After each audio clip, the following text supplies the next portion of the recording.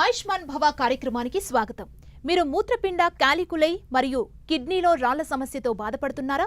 కడుపులో నొప్పితో ఇబ్బంది పడుతున్నారా?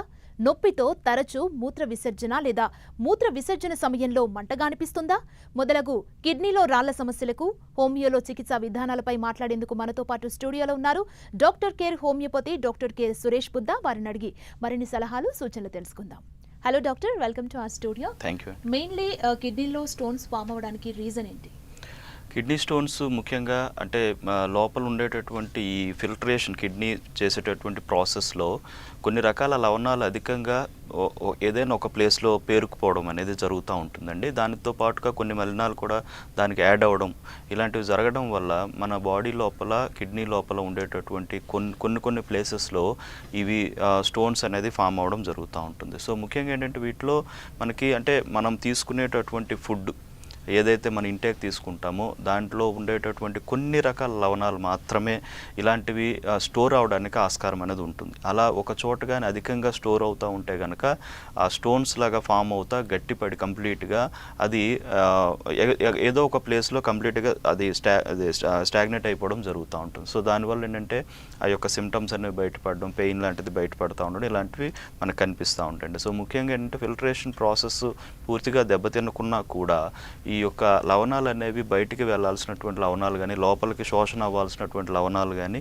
అనుకోకుండా ఇలా ఆగిపోవడం జరగడం వల్ల మనకి లోపల స్టోన్స్ అనేవి వస్తూ ఉంటాయండి. సో ఒకటంటే దీనికి ముఖ్యంగా ఆ బాడీ యొక్క టెండెన్సీ అనేది చాలా అవసరం. అందరిలో స్టోన్స్ కనిపిస్తాయని చెప్పడానికి లేదు, బట్ కొద్ది మందిలో మాత్రం డెఫినెట్లీ స్టోన్స్ అనేవి చాలా అధికంగా రిపీటెడ్గా కనిపించడం జరుగుతూ ఉంటుంది. కొంతమందిలో ఏదో ఒకసారి కనిపించి మెడిసిన్ వాడితే క్లియర్ అయ్యి మళ్ళీ కొన్నిసార్లు కనిపించగానే చాలా మందిలో రిపిటేషన్ అనేది జరుగుతుంది. అంటే అగైన్ మళ్ళీ రియాక్కర్ అవుతూ ఉంటాయి అన్నమాట. స్టోన్స్ అనేవి మళ్ళీ రావడం, మళ్ళీ క్లియర్ చేస్తే మళ్ళీ రావడం లాంటివి జరిగేటటువంటి ఛాన్సెస్ అనేవి ఉంటాయి. సో బాడీ యొక్క లోపల మెటబాలిక్ టెండెన్సీ అనేది ఆ విధంగా ఉండడం వల్ల ఈ ప్రాబ్లం అనేది రిపీటెడ్గా రావడం జరుగుతూ ఉంటుంది. ఓకే డాక్టర్ గారు, కాలర్ రెడీగా ఉన్నారు. రామకృష్ణ గారు నమస్తే అండి. డాక్టర్ గారు ఉన్నారు, మీ సమస్య ఏంటో చెప్పండి. Hello hello hello hello hello sir చెప్పండి. సార్ నమస్తే సార్. మా పాప 3.5 years సార్ పాప. సార్ ప్రాబ్లం వచ్చేసి ఎవ్రీ ఆఫ్టర్నూన్ ఒకసారి యూరిన్ పోతుంది సార్. అది ఓకే ఓకే మాకు ఇట్లా దగ్గర ఒక 1.5 months నుంచి ప్రాబ్లం ఉంది సార్.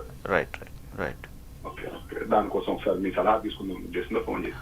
డెఫినెట్లీ సార్, పిల్లల్లో యూరిన్ ఫ్రీక్వెంట్గా వెళ్ళడం అనేటటువంటిది కొంచెం కామన్గా జరుగుతూ ఉంటుంది కొద్దిమందిలో. అంటే ఒకటి ఇక్కడ నార్మల్గా కనిపించేటటువంటి కారణాలు, చాలా కామన్గా కనిపించే కారణాల్లో యూరినరీ బ్లాడర్లో కొంచెం ఇన్ఫ్లమేటరీ చేంజెస్ రావడం, ఏదైనా యూరిన్ ఇన్ఫెక్షన్స్ వల్ల కానీ వాటి వల్ల, లేదంటే యూరెథ్రల్ రీజన్లో కూడా ఎక్కువ శాతం ఏంటంటే ఇరిటేషన్ అనేది రావడం వల్ల, లేదంటే సిస్టైటిస్ అనే సమస్య చెప్తూ ఉంటాం మనం. సిస్టైటిస్ అంటే యూరినరీ బ్లాడర్లో వాపు రావడం, ఇన్ఫెక్షన్ రావడం వల్ల లోపల భాగంలో యూరినరీ బ్లాడర్ లోపల భాగం అంతా కొంచెం ఇన్ఫ్లేమ్ అవుతుంది. దీనివల్ల ఏంటంటే రిపీటెడ్గా ఏమాత్రం యూరిన్ లోపలికి స్టోర్ అవుతున్నా కూడా ఇరిటేషన్ స్టార్ట్ అవుతుంది, వెంటనే యూరిన్ పాస్ చేయాల్సిన అవసరం వస్తూ ఉంటుంది. పిల్లల్లో మాత్రం ఇది డెఫినెట్లీ కొంచెం కామన్గానే కనిపిస్తూ ఉంటుందండి. సో ఇది నార్మల్గా కనిపించే యూరినరీ ఇన్ఫెక్షన్స్ కానీ లేకపోతే జనరల్గా కూడా ఏదైనా ఇన్ఫ్లమేటరీ చేంజెస్ లోపల ఉన్నా కూడా ఇలాంటివి జరుగుతూ ఉంటాయి. సో ముఖ్యంగా దీనికి కొంత మేనేజ్మెంట్ చేసినా కూడా చాలా మందిలో తగ్గిపోతుంది. అంటే ఎక్కువ అంటే యూరిన్ అవుతుంది కదని ఇంటేక్ ఇవ్వకుండా ఉండకూడదు. వాటర్ అనేది, లిక్విడ్ అనేది ఎక్కువ శాతం ఇస్తూ ఉండాలి. ఇవ్వడం వల్ల లోపల ఇరిటేషన్ అనేది కొంతవరకు తగ్గుతుంది, ఇన్ఫ్లమేషన్ కొంతవరకు తగ్గుతుంది, ఇన్ఫెక్షన్ పర్సంటేజ్ ఏమైనా ఉంటే కనుక క్లియర్ అయిపోతుంది, యూరిన్ యొక్క సాంద్రత కూడా నార్మల్ అవుతుంది. సో తద్వారా మళ్ళీ అగైన్ కండిషన్ నార్మల్ అవడానికి ఆస్కారం ఉంటుంది.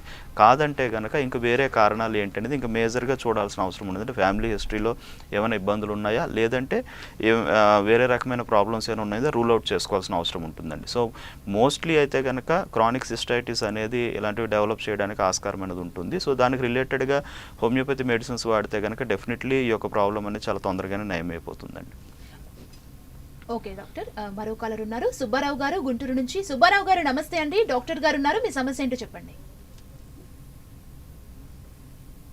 సుబ్బారావు గారు, డాక్టర్ గారు ఉన్నారు, మీ సమస్య ఏంటో చెప్పండి. సార్ చెప్పండి సుబ్బారావు గారు. నమస్తే సార్. నమస్కారం అండి. మా పాప ఒక 4 రోజుల నుంచి కడుపులో నొప్పి, కిడ్నీలో చిన్న గాయం సార్, ఆపరేషన్ సమస్య. ఓకే, ఎంత వయసు అండి పాపకి? 18 సంవత్సరాలు. ఓకే, ఏ కిడ్నీలో ప్రాబ్లం ఉందని చెప్పారు, స్టోన్ అని? Left side. ఓకే ఓకే, చెప్పండి ఇంకా. 18 సంవత్సరాలు. ఇంకా సార్, ఇంకేం ప్రాబ్లం ఉంది? ఇంకంతే సార్.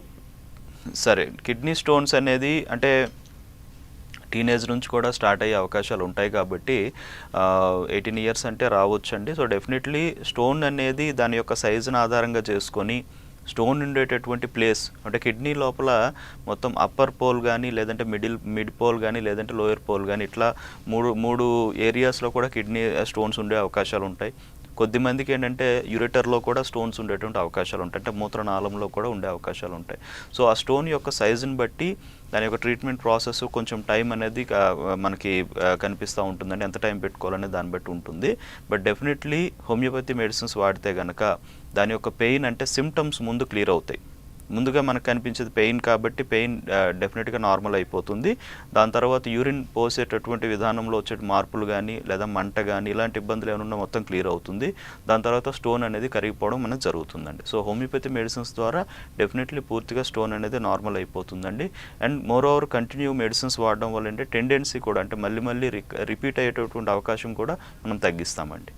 ఓకే డాక్టర్, అంటే బేసిక్గా లక్షణాలని గుర్తించడం అనేది చాలా ఇంపార్టెంట్. అంటే ఆ స్టోన్ పెద్దగా అయిపోయిన తర్వాత చాలా మంది అప్పుడు హాస్పిటల్కి వెళ్ళి ట్రీట్మెంట్ స్టార్ట్ చేస్తారు. అంటే లక్షణాలని ముందే గుర్తించడం ఎలా స్టోన్స్కి సంబంధించి? అంటే కిడ్నీ స్టోన్ యొక్క లక్షణాలు అనేవి చాలా పెక్యూలియర్గా ఉంటాయండి. అంటే నార్మల్గా వచ్చే కడుపు నొప్పి కాకుండా, నార్మల్గా వచ్చే నడుము నొప్పి కాకుండా కిడ్నీ స్టోన్ అనేది చాలా పెక్యూలియర్ కనిపించేటటువంటి పెయిన్ అండి. దీన్ని రీనల్ కోలిక్ అంటాం. సో రీనల్ కోలిక్ అంటే కిడ్నీ స్టోన్ వల్ల వచ్చేటటువంటి పెయిన్ అనేది. ఇది ముఖ్యంగా ఫ్లాంక్ రీజన్ అంటే నడుము భాగం వెనక నుంచి ముందు భాగం వరకు మనకి పెయిన్ అనేది వస్తుంది. అంటే కిడ్నీ రీజన్ నుంచి ముందు భాగానికి పెయిన్ అనేది పొట్ట భాగంలోకి ఈ మూత్రాశయం భాగంలోకి ఇట్లా పెయిన్ అనేది రేడియేట్ అవ్వడం జరుగుతుంది. చాలా క్లియర్గా అబ్జర్వ్ చేయాల్సినటువంటి అవసరం. ఏదైనా లెఫ్ట్ సైడ్ కావచ్చు, రైట్ సైడ్ కావచ్చు, వెనక నుంచి ముందుకు వచ్చేటటువంటి పెయిన్ ఇది.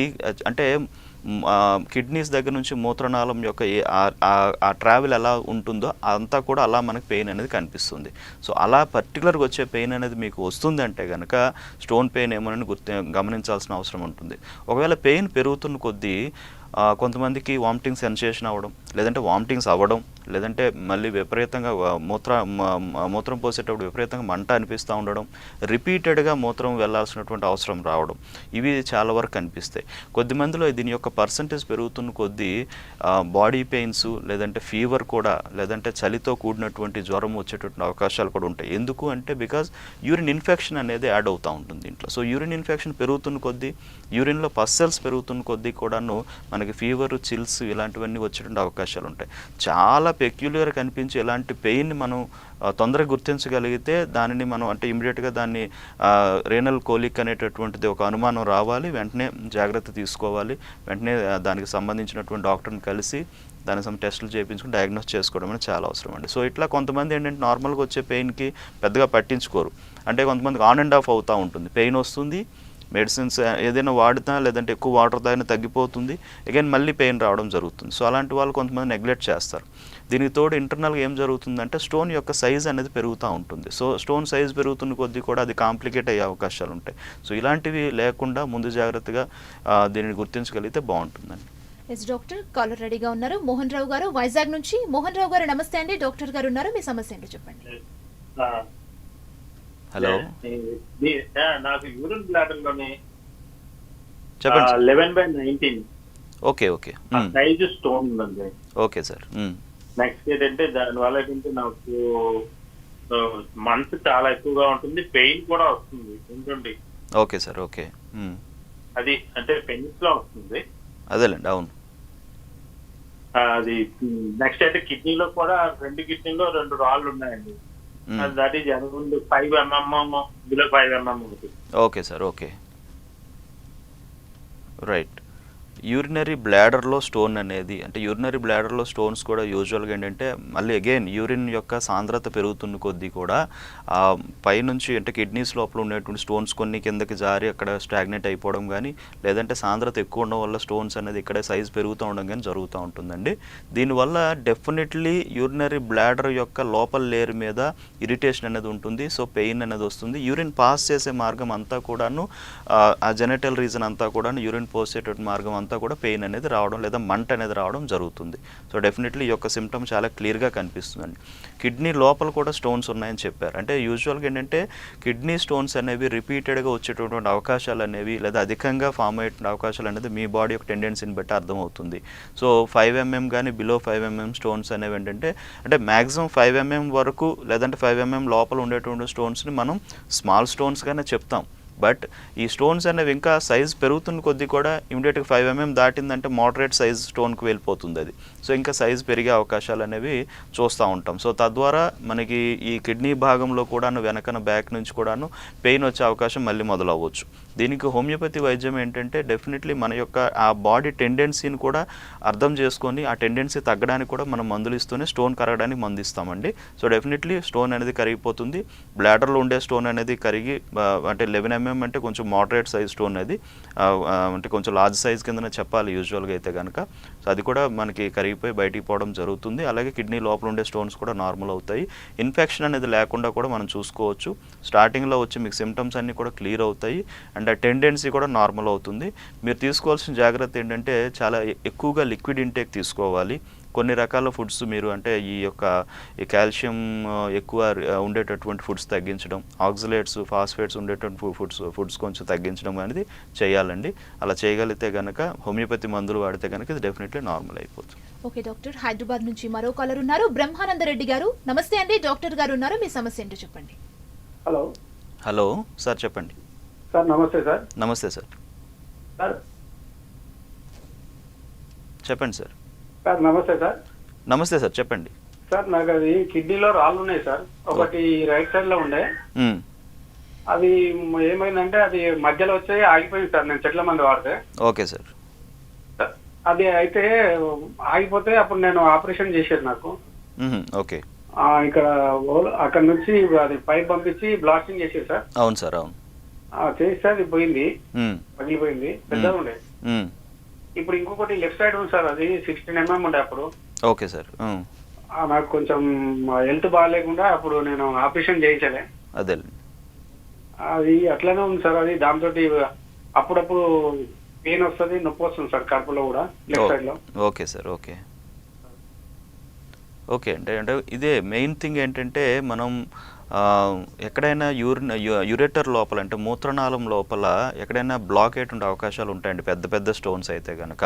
ఇప్పుడు 15 mm 16 mm స్టోన్స్ అనేవి అంటే డెఫినెట్లీ లార్జ్ స్టోన్స్ కింద లెక్క అది. సో అవి యూజువల్ అంటే కిడ్నీ లోపల ఉండేటప్పుడు పెయిన్ అనేది వస్తుంది. బట్ వన్స్ అవి అనుకోకుండా కానీ యూరిటర్లోకి దాని సైజ్ తగ్గకుండా కానీ అది వచ్చిందంటే కనుక ఇమీడియట్గా అక్కడ బ్లాక్ చేసేస్తుంది. ఒక్కొక్కసారి ఏంటంటే ఇలాంటి పెద్ద స్టోన్స్ అనేవి మనకు తెలియదు బయటికి, బట్ లోపల ఏమవుతుందంటే కిడ్నీ లోపల ఆ వాటర్ అంటే నీరు చేరేటటువంటి అవకాశాలు కూడా క్రియేట్ చేస్తుంది. హైడ్రోనెఫ్రోసిస్ అంటాం దాన్ని. ఇది కూడా కొంచెం కాంప్లికేటెడ్ ఇష్యూ కింద వెళ్తూ ఉంటుంది. సో ఈ స్టోన్ అనేది మనకి సైజ్ రెడ్యూస్ అవ్వాలి, తర్వాత అక్కడ నుంచి కంప్లీట్గా బయటికి పోయేటటువంటి విధానంలోకి వెళ్ళాలండి. అండ్ మోర్ ఓవర్ ఏంటంటే మళ్ళీ రాకూడదు. మీరు చెప్పే సైజుని బట్టి చూసుకుంటే కనుక లార్జ్ సైజ్ స్టోన్ ఉంది, బట్ డెఫినెట్లీ దీనికి ఇమీడియట్గా మీరు కేర్ తీసుకోవాలి. నార్మల్గా వచ్చే పెయిన్ కాదు, ఎప్పుడైనా సడన్గా సివియర్గా పెయిన్ వచ్చిందంటే చాలా ఇబ్బంది పడే అవకాశం ఉంటుందండి.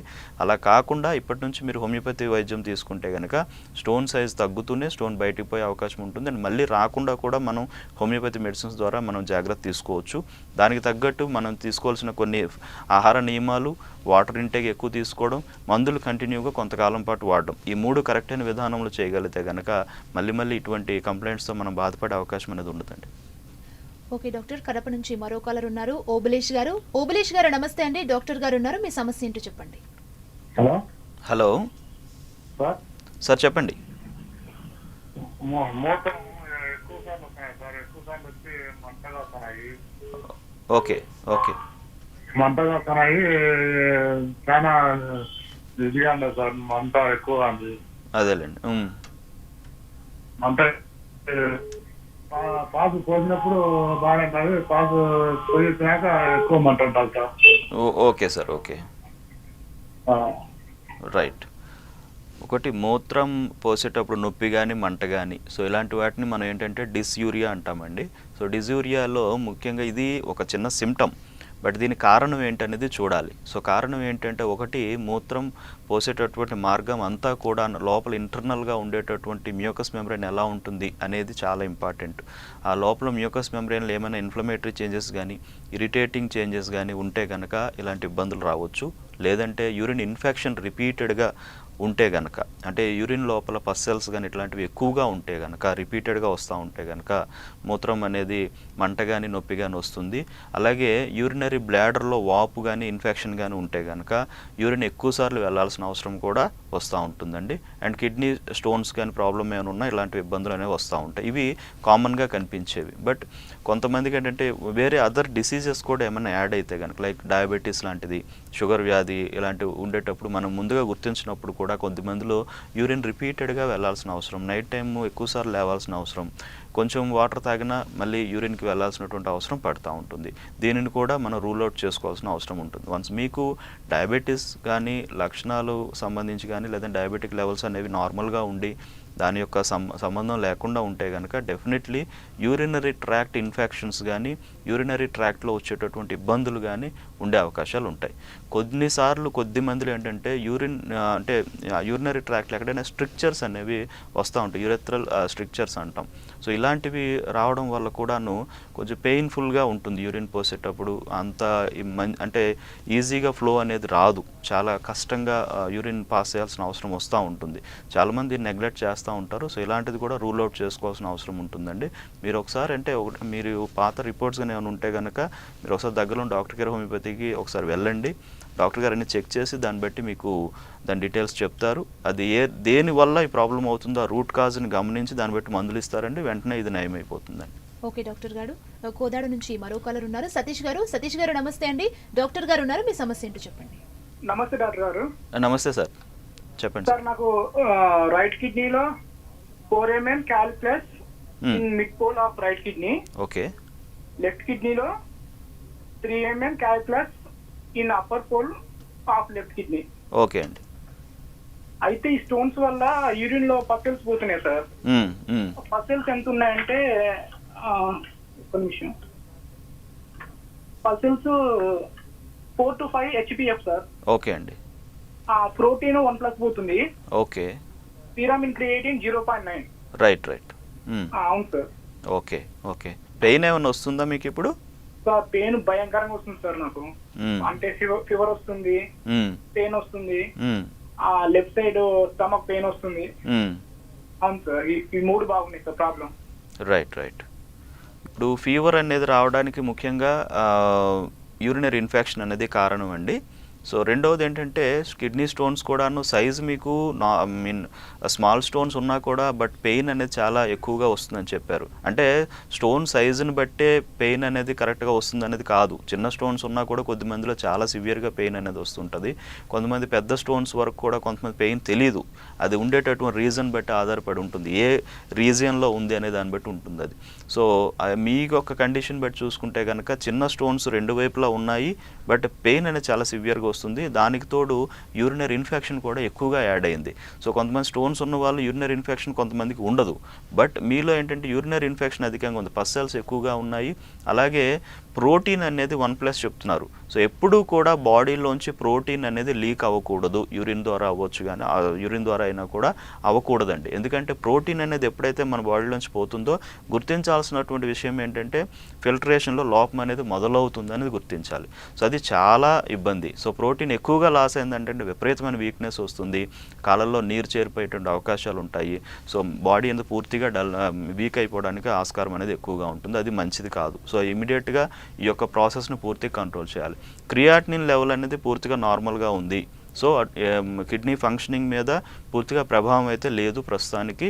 బట్ ఎక్స్టర్నల్గా కిడ్నీ నుంచి వచ్చేటటువంటి మూత్రనాళం కానీ లేకపోతే ఈ యూరినరీ బ్లాడర్ కానీ వీటన్నిటిలో కూడాను మూత్రం నుంచి ఇదంతా కూడా ఇన్ఫెక్షన్ అనేది రన్ అవుతూ ఉంది. సో దానిని కంట్రోల్ చేసుకొని కిడ్నీ స్టోన్స్ని మాత్రం యాజ్ ఎర్లీ యాజ్ పాసిబుల్ దీన్ని నార్మల్ చేసుకోవడం అనేది అవసరం అండి. సో పెయిన్ అనేది ఇబ్బంది ఎక్కువగా ఉంది కాబట్టి పెయిన్ రిలీఫ్కి మందులు ఇస్తూనే స్టోన్ కరగడానికి మందులు ఇచ్చి ఇన్ఫెక్షన్ కూడా క్లియర్ అవ్వడానికి మందులు ఇస్తామండి. సో హోమియోపతి వైద్యం ద్వారా ఏంటంటే అన్నింటికీ ఒకటే విధానంలో మనం ట్రీట్మెంట్ చేయొచ్చు, ఇమీడియట్గా నార్మల్ అవుతుంది అండ్ మళ్ళీ రాకుండా కూడా మనం జాగ్రత్త తీసుకోవచ్చు. మరో కాలర్ ఉన్నారు, గన్నవరం నుంచి కృష్ణవేణి గారు. కృష్ణవేణి గారు నమస్తే అండి, డాక్టర్ గారు ఉన్నారు, మీ సమస్య ఏంటో చెప్పండి. నా గాలి బ్లాడర్లో స్టోన్స్ ఉన్నాయి సార్. గాల్ బ్లాడర్లో స్టోన్స్ ఉన్నాయమ్మా. అవును సార్. రైట్ సైడ్ పొత్తి కడుపులో నొప్పి వస్తుంది సార్. రాత్రిపూట ఎక్కువగా ఉంటుంది. కాళ్ళు రెండు బాగా గుంజేస్తాయి సార్. Okay okay okay. ఎంత సైజు ఉందో చెప్పగలరా? అండి సైజు ఎంత చెప్పగలుగుతారా? నాకు తెలియదు సార్. సరే సరే పర్వాలేదులేండి, పర్వాలేదు. గాల్ బ్లాడర్ స్టోన్స్ అనేది కూడాను అంటే ఇప్పుడు కిడ్నీ స్టోన్స్ అనేది డిఫరెంట్ ఇష్యూ అండి. గాల్ బ్లాడర్ స్టోన్ అంటే పిత్తాశయంలో రాళ్ళు ఉండడం, అంటే అది లివర్ అతుక్కొని ఉండేటటువంటి ఒక శాక్ లాగా ఉంటుంది, సంచి మాదిరిగా ఉంటుంది, దాన్ని పిత్తాశయం అంటాం. అంటే దీంట్లోకి లివర్ నుంచి వచ్చేటటువంటి బైల్ జ్యూస్ అనేది ఇందులోకి వచ్చి స్టోర్ అయ్యి మన బాడీకి ఎప్పుడు అవసరం పడుతుందో దీనిలో జరిగే మూమెంట్స్ వల్ల అది మళ్ళీ బయటకు వచ్చి చిన్న పేగులోకి వస్తూ ఉంటుంది. అది మనకి అరుగుదలకు ఉపయోగపడేటటువంటిది, మన బాడీలో మనం తినేటటువంటి ఫ్యాట్స్ని ఎక్కువగా అరిగించేటటువంటిది అది. ఆ జ్యూస్ అనేది లోపలికి పిత్తాశయంలోకి వచ్చాక అనుకోకుండా కొన్నిసార్లు ఏంటి అక్కడ ఎక్కువగా స్టాగ్నేట్ అయిపోతుంది, అంటే స్టోర్ అయిపోతుంది ఎక్కువ రోజులు స్టోర్ అవడం వల్ల ఏమవుతుందంటే అది గట్టిపడిపోయే అవకాశము, దాన్నే మనం రాళ్ళు అని అంటాం. ఆ రాయిగా గట్టిగా మారిపోతూ ఉంటుంది అనమాట. సో దీంట్లో కూడా సైజెస్ అనేవి ఉంటాయండి. కొంతమంది చాలా పెద్ద స్టోన్స్ కూడా ఉంటాయి, కొంతమందికి నార్మల్గా మీడియం స్టోన్స్ కూడా ఉంటాయి. బట్ అంటే ఇది కంప్లీట్గా ఒక మెటబాలిక్ కండిషన్లోనే చూస్తాం. బట్ డెఫినెట్గా ఫ్యామిలీ హిస్టరీ కానీ లేదంటే జెనెటికల్ టెండెన్సీస్ కూడా ఇక్కడ ఆధారం చేసుకోవాల్సిన అవసరం ఉంటుంది. సో వీటి వల్ల కూడా ఇలాంటి ప్రాబ్లమ్స్ అనేవి వస్తాయి. మన ఆహారపు అలవాట్లు, మన యొక్క లైఫ్ స్టైల్ కూడా దీనికి ఆధారం ఉంటుంది. కొంతమంది ఏంటంటే ఎక్కువగా అంటే శారీరక వ్యాయామం ఎక్కువ ఇవ్వనటువంటి వాళ్ళు, వాటర్ ఇంటేక్ తక్కువ తీసుకునేటటువంటి వాళ్ళు, అరుగుదల లోపంతో గురవుతున్నటువంటి వాళ్ళు, లివర్ యొక్క ప్రభావం ఎక్కువ ఉన్నటువంటి వాళ్ళు, ఇలాంటి వాళ్ళు ఈ యొక్క స్టోన్స్ అనేది ఫామ్ అయిపోవడానికి ఆస్కారం ఉంటుంది. బట్ దీనికి కూడా హోమియోలో ట్రీట్మెంట్ అనేది ఉందమ్మా. బట్ పెయిన్ అనేది కరెక్ట్గా మీరు ఈ భాగం నుంచి పెయిన్ చెప్తున్నారు, అంటే అది ఉండేటటువంటి ఏరియా కూడా అదే, అందుకని అక్కడ నుంచే పెయిన్ వస్తుంది. కొంతమంది పైకి వెళ్తుంది, కొంతమందికి ఇదంతా పెయిన్ అనిపిస్తూ ఉంటుంది, లేదంటే కిందకు కూడా పెయిన్ అనిపించడం జరుగుతూ ఉంటుంది. ఇవన్నీ దాంట్లో కనిపించే సిమ్టమ్స్. సో వాటన్నిటికీ కూడాను హోమియోలో మంచి వైద్యం ఉందమ్మా. హోమియోపతి వైద్యం కానీ కంటిన్యూగా రెగ్యులర్గా తీసుకోగలిగితే కనుక ఈ యొక్క ప్రాబ్లం నుంచి మాత్రం డెఫినెట్గా బయటపడతారు. అండ్ డాక్టర్, ఎన్ని రకాల స్టోన్స్ ఉంటాయి? స్టోన్స్లో ముఖ్యంగా ఏంటంటే అంటే కామన్గా కనిపించేటటువంటివి కాల్షియం ఫాస్ఫేట్ స్టోన్స్ అండి, కాల్షియం ఆక్సలేట్ స్టోన్స్ అండి, అండ్ యూరిక్ యాసిడ్ స్టోన్స్ అండి. సో ఈ 3 రకాలు మనకి చాలా మందిలో కామన్గా కనిపించేటటువంటి. సో యూజువల్గా కాల్షియం ఫాస్ఫేట్ స్టోన్స్ అనేది ఏంటంటే స్మూత్గా ఉండేటటువంటి స్టోన్స్ అంటాం. కాల్షియం ఆక్సలేట్ స్టోన్స్ అనేటప్పుడు ఏంటంటే అవి కొంచెం చిన్న స్పైక్స్ లాగా ఇర్రెగ్యులర్గా ఉంటాయి. సో యూరిక్ యాసిడ్ స్టోన్స్ అనేది డిఫరెంట్గా ఉంటాయి మళ్ళీ. అండ్ మోరోవర్ అంటే వెరీ రేర్గా కనిపించేటటువంటి ఒక 2 రకాల స్టోన్స్ కూడా ఉంటాయి. స్ట్రోవైట్ స్టోన్స్ అని లేదా సిస్టిన్ స్టోన్స్ అని ఉంటాయి. అవి మనకి అంటే యూజువల్గా ఈ మధ్యకాలం లేవు కాబట్టి దాని నుంచి పట్టించుకోవాల్సిన పని లేదు. బట్ ఎక్కువ శాతం ఈ 3 రకాలు మాత్రం బాగా కనిపిస్తూ ఉంటాయండి. ఎందుకంటే మనం తీసుకునే ఫుడ్లో ప్రోటీన్ అధికంగా ఉంటే కనుక, సో ప్రోటీన్ యొక్క అరుగుదలలో లోపం కానీ అబ్జార్ప్షన్లో లోపం కానీ జరుగుతుంటే కనుక యూరిక్ యాసిడ్ నిల్వలు పెరుగుతాయి. యూరిక్ యాసిడ్ నిల్వలు పెరిగాయంటే యూరిక్ యాసిడ్ స్టోన్స్ ఫామ్ అయ్యే అవకాశం కానీ, లేదంటే చాలామంది ఏం చేస్తారంటే కాల్షియంకి సంబంధించినటువంటి అధికంగా బయట నుంచి సప్లిమెంట్స్ తీసుకుంటూ ఉంటారు. వాళ్ళ బాడీకి ఉన్న నీడ్ కన్నా ఎక్కువగా తీసుకోవచ్చు, లేదంటే బాడీ దాన్ని యూటిలైజ్ చేసుకోకపోవచ్చు. దానివల్ల కూడా అంతా నిల్వలుగా ఉండిపోయి ఈ కాల్షియం స్టోన్స్ అనేవి ఫామ్ అవ్వడానికి అవకాశం ఉంటుంది. కొన్ని రకాల ఫుడ్స్ ఆక్సలేట్ ఎక్కువగా ఉండేటటువంటి ఫుడ్స్ వల్ల కూడాను అవి ఎక్కువగా తీసుకుంటే, అంటే తీసుకున్న ప్రతి ఒక్కరిలో వస్తుందని కాదండి. సో బట్ డెఫినెట్లీ బాడీ యొక్క టెండెన్సీ ఆ విధంగా ఉండాలి, వాళ్ళకి కొంత ఫ్యామిలీ హిస్టరీ తోడవ్వాలి, అలాగే టెండెన్సీ అనేది ఉండాలి. అప్పుడే ఇలాంటివి ఎక్కువగా ఫామ్ అవడానికి ఆస్కారం అనేది ఉంటుంది. మరో కాల్ ఉన్నారు వైజాగ్ నుంచి నాగరాజు గారు. నాగరాజు గారు నమస్తే అండి, డాక్టర్ గారు ఉన్నారు, మీ సమస్య ఏంటో చెప్పండి. నాగరాజు గారు, డాక్టర్ గారు ఉన్నారు, మీ సమస్య ఏంటో చెప్పండి. సార్ హలో, నమస్తే సార్, చెప్పండి. సార్ నాకు యూరిన్ ఎక్కువ వచ్చేస్తున్నాను బాగా. ఓకే ఓకే, పాస్పోర్ట్ బ్యాగ్ వెళ్ళేస్తున్నాయి. ఓకేనండి. బ్యాడ్ స్మెల్ అయితే వాసన మంట వస్తుంది. Okay sir, okay. అంతే సార్. అంటే ఒకటి ఇప్పుడు ఇది డిస్యూరియా అంటాం సార్. మెయిన్గా చెప్పాలంటే యూరిన్ పాస్ చేసేటప్పుడు పెయిన్ కానీ, లేదంటే డిఫికల్టీ అనిపించడం, లేదంటే మంట అనిపించడం, ఇది డెఫినెట్లీ యూరినరీ ఇన్ఫెక్షన్ వల్లనే ఎక్కువ మందికి జరుగుతుంది. ఎక్కువ మందికి జరిగేది urinary infection. So urinary infection ఎక్కువ ఉండడం వల్ల మనకి యూరిన్ యొక్క సాంద్రత పెరిగిపోతుంది. సో దానివల్ల ఏంటంటే యూరిన్ పాస్ చేసేటప్పుడు చాలా ఇబ్బందిగా పోవడం జరుగుతుంది. దాని విపరీతమైన వాసన కూడా, అంటే అఫెన్సివ్ స్మెల్ అనేది వస్తుంది, తట్టుకోలేమన్నమాట. సో ఈ యొక్క కండిషన్ ఉంది అంటే కనుక ఎక్కువ శాతం యూరినరీ ఇన్ఫెక్షన్ రన్ అవుతుందని చెప్తాం. బట్ ఆ ఇన్ఫెక్షన్ ఎందుకు వస్తుంది? మీరు వాటర్ ఇంటేక్ తక్కువగా తాగడమా? మెయిన్గా చాలామంది ఏంటంటే వాటర్ చాలా తక్కువ తాగుతూ ఉంటారు. యూరిన్ కూడా కొంతమంది డే మొత్తంలో 1 or 2 టైమ్సే వెళ్ళడం, లేదంటే 1 టైం వెళ్ళడం, అలానే చేస్తూ ఉంటారు.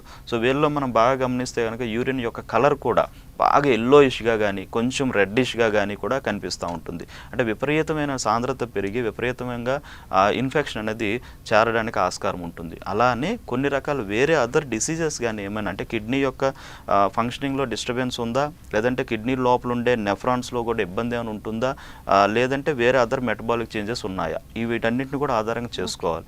సో దీన్ని బట్టి మనం ట్రీట్మెంట్ అనేది ఇవ్వాల్సిన అవసరం ఉంటుందండి. బట్ డెఫినెట్లీ చిన్న చిన్న జాగ్రత్తలు పాటించి మెడిసిన్స్, హోమియోపతి మెడిసిన్స్ వాడితే కనుక ఈ ప్రాబ్లం పూర్తిగా నయమైపోతుందండి. ఓకే డాక్టర్ గారు, కిడ్నీస్లో స్టోన్స్కి సంబంధించి అనేక విషయాలు మా ప్రేక్షకులకు తెలియజేశారు. Thank you so much. Thank you.